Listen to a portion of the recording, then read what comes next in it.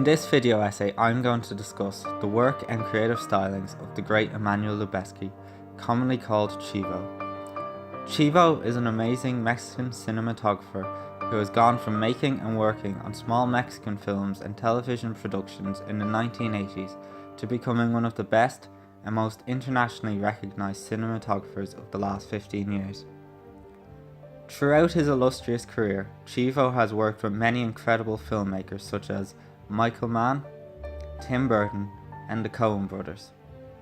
But in this video essay, I'm going to discuss his work with three different directors: Alfonso Cuaron, Terrence Mallick, and Alejandro González Inarritu. I believe that these are the three most influential directors in Chivo's career and have shaped him into the brilliant filmmaker he is today. I will be discussing 5 of what I believe are Chivo's most important films. Firstly, I will discuss Alfonso Cuarón's Y Tu Mama Tambien and Children of Men. Secondly, I will discuss Terrence Malick's The Tree of Life, and finally, Alejandro Inarritu's Birdman, or The Unexpected Virtue of Ignorance, and The Revenant. While discussing Chivo's work, there are 3 key elements I will discuss. Firstly, I will discuss Chivo's shooting method with each director and his use of camera movement. Secondly, I will discuss his use of lighting and how it impacts the films. Finally, I will discuss the relationship Chivo has with each director and how it has impacted his cinematography. The first director that I would like to talk about is Alfonso Cuarón. Friends since they were teenagers, Chivo and Cuarón went to the same film school and began making films together in the 90s. I tend to divide their style into 2 halves. The first is all their work from the 90s. Here they have a long lens glamour style that looks a bit like a commercial. This is prominent in films such as Great Expectations. The second is what he started to do with Y Tu Mama Tambien. This wide-angle, handheld and naturally lit style is what has made him so unique and is what he is famous for today. Y Tu Mama Tambien issued a shift in both Chivo and Cuarón's career. They wanted to get rid of their glamorized style that they had used throughout the 90s. Instead, Cuarón wanted to give the entire film a documentary, realist aesthetic that mimicked candid footage, and so the film was shot on 35mm film and it is handheld in its entirety. This candid, handheld approach, along with the long takes of the film, give us a very intimate look into the characters' lives. This is an approach that Chivo would continue in all of his films to follow. In his review of the film, Roger Ebert explains the role of the camera perfectly. He says, "As Lubezki's light camera glides across the Mexican countryside and into his characters' hearts, place becomes a construct of the mind. The gently caressing camera draws us in like a gentle aroma and captures the youthful exuberance the 2 protagonists bring to their vision of a carefree fantasy Mexico, where real-world concerns matter not." While real-world concerns may not matter to our main characters, they do matter to Chivo and Cuarón. This is showcased in the movement and placement of the camera, and can be found in both Y Tu Mama Tambien and Children of Men. A recurring motif of Cuarón's and Chivo's work is foreground versus background. In both films, they use the foreground to frame the main character and advance the plot. They then use the background as commentary on culture. The camera always seems to be a separate, curious entity. The camera will usually stay focused on a character and then suddenly leave.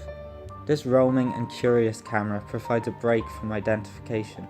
By showing us things that the main character can't see, they achieve something incredible. The ability to see the world for what it truly is. Stripped and bare, we get a pure moment of subjectivity.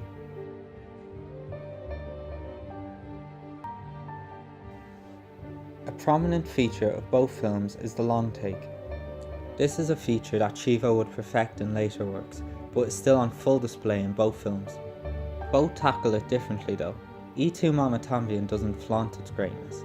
The effect it leaves is much more subtle and nuanced. The long take here is used to expose raw, uncut moments, but we never feel like we're part of the action. The camera takes a much more fly-on-the-wall effect, staying in one place for long periods of time before finally moving in. Children of Men's long takes are more intense. The camera is constantly on the move, giving a sense of urgency unlike in E.M.B. Here the stakes are high and the camera movement shows that. For example, in one of the action scenes, along with John Travenor's score, Chivo's camera feels panicked and unsure of where to go. It has your heart racing.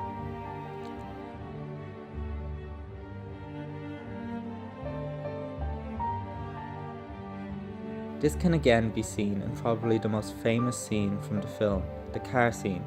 This is, in my opinion, one of, if not the greatest long takes ever filmed.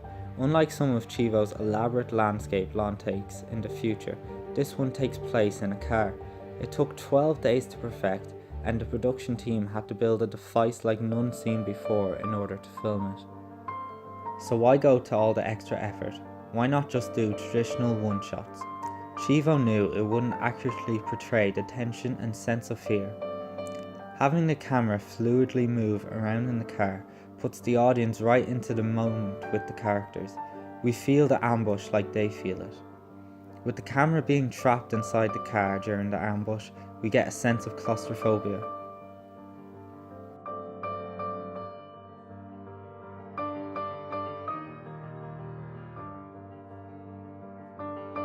Another prominent stylistic feature of Chivo is his use of lighting.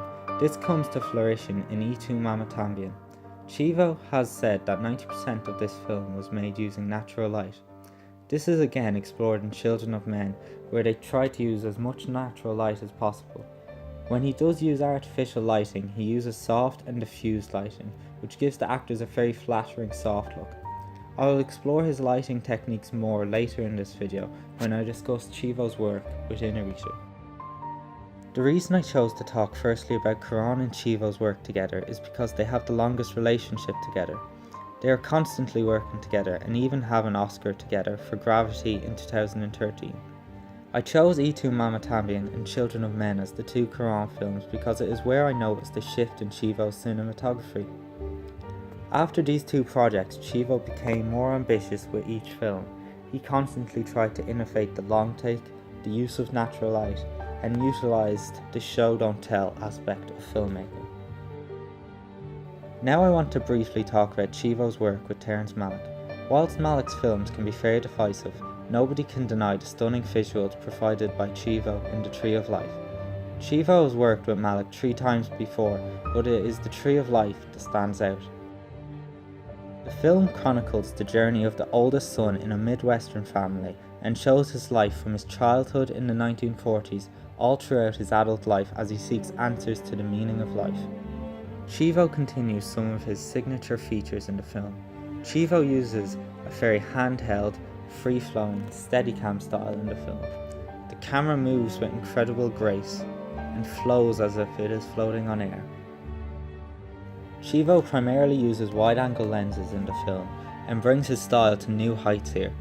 Chivo has a tendency to move into a close-up of the actors in the film and creates a very peaceful immediacy to the images. There are 2 main reasons I really wanted to discuss The Tree of Life. Firstly, I think it made Chivo a better storyteller. As an example, I'll use this shot of the children's shadows as they play outside. While still beautiful even out of context adds a magic to it. This shot comes just after we have found out that one of the brothers has died, and we've just seen Jessica Chastain's character in mourning. The film blog One Shot explains it best. They say, and then it becomes clear what this one shot represents. Memories, but shattered memories, like when you lose a loved one and have trouble picturing his or her face. This kind of subtle storytelling was a huge step up for Chivo. The second reason I want to discuss The Tree of Life is because I believe that this is the film where Chivo got his appreciation for nature. The website The Other Journal say in their article on Lubezki that he had this to say in an interview. Working with Terry has changed my life. I see nature in a different way since I started working with Terry. I have much more respect for things that I wasn't aware of as much. And now I'm a much better cinematographer. It's obvious how much impact Terrence Mallick had on Chivo, and we can clearly see his newfound appreciation for nature in films like The Revenant. I believe Mallick is one of the key reasons Chivo is as brilliant as he is today. The final director that I'd like to talk about is Alejandro González Inarritu. Chivo and Inarritu have made 2 consecutive films together, Birdman or The Unexpected Virtue of Ignorance and The Revenant. Both won Chivo Oscars, and it's clear to see why. If Cuarón helped create Chivo style, Mallick took it to new heights, and Inarritu turned it into a masterpiece. Both Birdman and The Revenant are a culmination of everything Chivo learned since leaving film school. Firstly, I'll talk about Birdman. Made to look like one continuous shot, Birdman follows former film star Regan Thompson as he tries to create an ambitious Broadway show. Drawing inspiration from Alfred Hitchcock's Rope, which was also supposed to play as one shot, Chivo takes what he learned from his previous long takes on Children of Men and expands upon them. Most shots in the film average out at 10 minutes long. Inarritu and Chivo had the set built before filming started so that they could block out each shot and figure out where to hide their transitions. For more difficult transitions, special effects like motion blur were used. Because of these long takes, the film is naturally fluid and flows perfectly. Chivo does an excellent job of reinvigorating the claustrophobic feelings from Children of Men in some of the hallway sequences. As far as lighting goes, Birdman strayed away from Chivo's natural lighting aesthetic. Inarritu challenged the cinematographer to find places to hide the lights on set while not losing their effect. According to the New York Film Academy's article on Birdman, Lubezki had his grip team constantly move the lighting equipment during the shot, with the lights moving just out of frame and moving along with the actors, Lubezki and the camera operator. This needed to be done for every single take of nearly every single shot in Birdman. Inarritu clearly wasn't afraid to challenge Chivo to up his game, and while Birdman had him focus on his love of the long take, The Revenant gave Chivo the chance to go back to nature and work with natural light. The Revenant is one of Chivo's most stunning films. Suffering through freezing conditions, Chivo, Inarritu and the crew wanted the film to be as authentic as possible, a departure from Birdman. The only time the film doesn't use natural lighting is in a campfire scene. Chivo and Inarritu originally wanted to shoot on film, but according to Taste of Cinema, the format wouldn't capture the scenes exactly as they were hoping, mostly because they had very little time of daylight and often shot at dawn and dusk. Instead, Lubezki carried the Arri Alexa 65mm digital camera with 12 to 21mm lenses. Chivo was constantly pushing himself, and The Revenant was one of his most challenging works yet. In an interview with Variety, he said, "While natural light is very complex because it's constantly changing, it's also beautiful." And I think that's a perfect word to describe Chivo's cinematography: beautiful. Whether he's in the sunny beaches of Mexico, the hallways of a theatre, a dystopian future, a family home, or the freezing snow, Chivo finds a way to make it beautiful. His long takes intensify the films and leave our hearts pounding. His wide angles can show us the depth of the world or the fear in someone's face. His natural lighting gives us a feeling of realism. It goes back to the fundamentals of film and treats it as a visual story. You don't need any words to tell you what's happening. You just need to sit back and take it in. Take in the work of one of the best cinematographers to ever live, but no need to just take my word for it. Oscar for the best cinematography in a major motion picture is going to go home with... And the Oscar goes to... And the Oscar goes to... Gravity. Emmanuel Lubezki. Chivo. Emmanuel Lubezki, The Revenant.